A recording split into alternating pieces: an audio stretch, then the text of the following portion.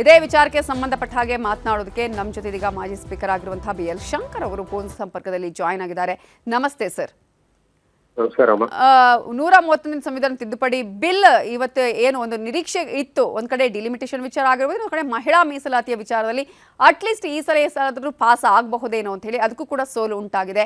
ಯಾವ ರೀತಿಯಾಗಿ ಇರುತ್ತೆ ಸರ್? ಯಾಕಂದ್ರೆ ಈಗ ಆಲ್ರೆಡಿ ಬಿಲ್ ಪಾಸ್ ಆಗಿದ್ದಿದ್ರೆ ಒಂದು ರೀತಿಯ ಬೇರೆ ವಿಚಾರವೇ ಇತ್ತು. ಈಗ ಸೋಲು ಉಂಟಾಗಿರೋದ್ರಿಂದ ಮತ್ತೆ ಪ್ರೊಸೀಜರ್ಗಳ ಬಗ್ಗೆ ಹೇಳೋದಾದ್ರೆ, ಜೊತೆಗೆ ಈ ಒಂದು ಬಿಲ್ಲಿನ ಬಗ್ಗೆ ಹೇಳೋದಾದ್ರೆ, ಮಹಿಳೆಯರಿಗೆ ವಿಧಾನಸಭೆ ಮತ್ತು ಲೋಕಸಭೆಯಲ್ಲಿ 233% ಮೀಸಲಾತಿ ಕೊಡಬೇಕು ಅನ್ನುವಂತ ಸಂವಿಧಾನ ತಿದ್ದುಪಡಿ 2023ರಲ್ಲೇ ಪಾಸ್ ಆಗಿದೆ. ಅದು ಯಾವಾಗಿಂದ ಜಾರಿಗೆ ಬರಬೇಕು ಅನ್ನೋ ವಿಚಾರದಲ್ಲಿ ಮಾತ್ರ ಈಗ ವಿವಾದ ಇದ್ದಂಥದ್ದು. ಆವತ್ತು ತಿದ್ದುಪಡಿನಲ್ಲಿ ಅವತ್ತು ಎಲ್ಲಾ ಪ್ರತಿಪಕ್ಷಗಳು ಹೇಳಿದ್ರು ತಕ್ಷಣದಿಂದ ಜಾರಿ ಕೊಡಿ ಅಂತ ಹೇಳಿ. ಆದ್ರೆ ಬಿಜೆಪಿ ನೇತೃತ್ವ NDA ಸರ್ಕಾರ ಅವತ್ತು ಹೇಳ್ತು ಇಲ್ಲ, ಹೊಸ ಸೆನ್ಸಸ್ ಆಗಿ ಹೊಸ ಡಿಲಿಮಿಟೇಷನ್ ಕಮಿಷನ್ ಆದ್ಮೇಲೆ ಅದು ಜಾರಿಗೆ ಬರ್ತದೆ ಅಂತ ಅವ್ರು ಹೇಳಿದ್ರು.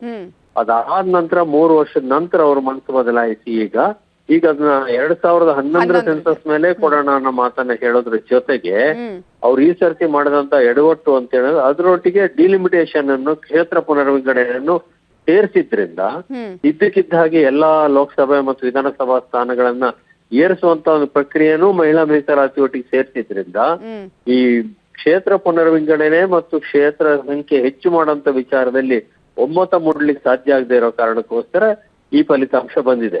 ಮಾತಾಡಿದಂತ ಪ್ರತಿಯೊಬ್ರು ಕೂಡ ಹೇಳಿದ್ದಾರೆ ಮಹಿಳಾ ಮೀಸಲಾತಿಗೆ ನಮ್ದು ವಿರೋಧ ಇಲ್ಲ, ಅದನ್ನ ನಾವು ಬೆಂಬಲ ಕೊಡ್ತೇವೆ, ಕ್ಷೇತ್ರ ಪುನರ್ವಿಂಗಡಣೆ ಒಂದನ್ನು ಮಾತ್ರ ಹೊಸ ಸೆನ್ಸಸ್ ಆದ್ಮೇಲೆ ಮಾಡಿ ಅದಕ್ಕೆ ನಾವು ಒಪ್ಕೊಳ್ತೇವೆ ಅನ್ನೋ ಮಾತನ್ನ ಹೇಳಿದ್ರು. ಆದ್ರೆ ಯಾವ ಉದ್ದೇಶದಿಂದ ಬಿಜೆಪಿಯವರು ಅದು ಎರಡನ್ನೂ ಒಟ್ಟಿಗೆ ಸೇರ್ಸಿರೋ ಗೊತ್ತಿಲ್ಲ. ಆ ಎರಡು ಒಟ್ಟಿಗೆ ಸೇರಿಸಿದ ಕಾರಣಕ್ಕೋಸ್ಕರ ಇವತ್ತು ಅದು ಕ್ಷೇತ್ರ ಪುನರ್ವಿಂಗಡಣೆ ವಿರುದ್ಧ ಓಟ್ ಹಾಕಿದಾಗ ಇದ್ರ ವಿರುದ್ಧನೂ ಓಟ್ ಹಾಕ್ಬೇಕಂತ ಅನಿವಾರ್ಯತೆ ನಿರ್ಮಾಣ ಆಗಿತ್ತು. ಹಾಗಾಗಿ ಇದು ಹೋಗಿದೆ. ಅದರ ಅರ್ಥ ಮಹಿಳಾ ಮೀಸಲಾತಿ ಜಾರಿಗೆ ಬರೋದಿಲ್ಲ ಅಂತೇನಿಲ್ಲ. ಮಹಿಳಾ ಮೀಸಲಾತಿ ಈಗ ಕೊಡಬೇಕು ಅನ್ನೋದು ಸಂವಿಧಾನ ತಿದ್ದುಪಡಿ ಆಗೋಗಿದೆ.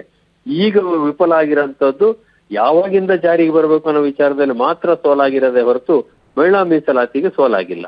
ಈಗ ಸರ್, ಈಗ 3 ಬಿಲ್ಗಳನ್ನ ಒಟ್ಟಿಗೆ ಹಾಕಿರೋದು ಸೆಪರೇಟ್ ಆಗಿದ್ರೆ ಒಂದು ವೇಳೆ ಅದಕ್ಕೆ ಅವಕಾಶ ಸಿಕ್ತಿತ್ತು ಅಂತ ಹೇಳ್ತೀರಿ?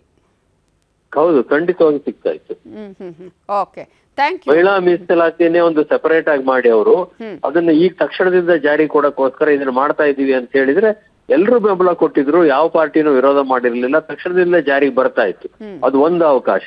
ಅದಿಲ್ಲ ಅಂದ್ರೆ ಕ್ಷೇತ್ರ ಪುನರ್ವಿಂಗಡಣೆ ಮುಂದೆ ಹಾಕಿ ಈಗಿರುವಂತ ಸೀಟ್ಗಳೇನಿದೆ, ಲೋಕಸಭೆಗೆ 545 ಇದೆ, ವಿಧಾನಸಭೆಗೆ ನಮ್ದು 224 ಇದೆ, ಅದರಲ್ಲೇ 1/3 ಭಾಗ ಕೊಡಕ್ಕೆ ಯಾವ ತೊಂದರೆ ಇರ್ಲಿಲ್ವಲ್ಲ, ಕೊಟ್ಟು ಬಿಡ್ಬೋದಾಗಿತ್ತು ಅದರಲ್ಲಿ.